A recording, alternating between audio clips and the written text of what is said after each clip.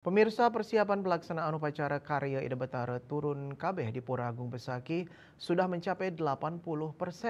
Untuk kelancaran dan kenyamanan para pemedek yang hendak tangkil ke Pura Agung Besaki, pemerintah Provinsi Bali mengeluarkan suratan edaran Se-Gubernur Bali nomor 8 tahun 2025.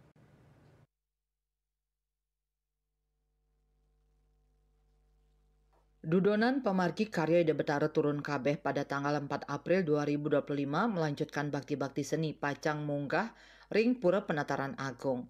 Upacara tersebut beserta upakara yang diperlukan sudah mencapai 80% rampung.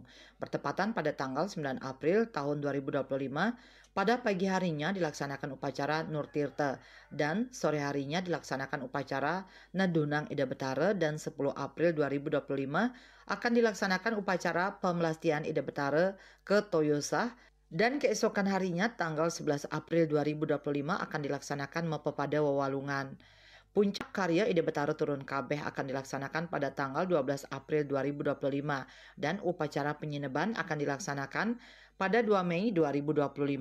Sementara berkaitan dengan Surat Edaran Gubernur Bali nomor 8 tahun 2025, di antaranya pemedek dilarang membawa tas plastik atau kresek dan membuang sampah di areal pura. Prawarta Kekarya Ida Betara Turun Kabeh selalu mensosialisasikan melalui media massa baik elektronik maupun cetak agar umat Hindu sejebak adat Bali dan umat Hindu dari luar Bali jika tangkil ke Pura Besakih agar mengindahkan skala peraturan menurut Surat Edaran Gubernur nomor 8 tahun 2025.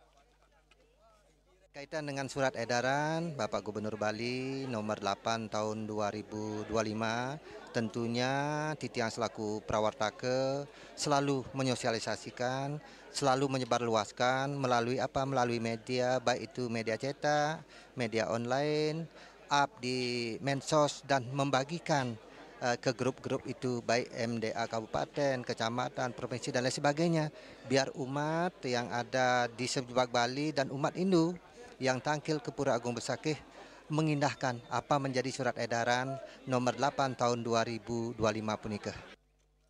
Saputra Bali TV.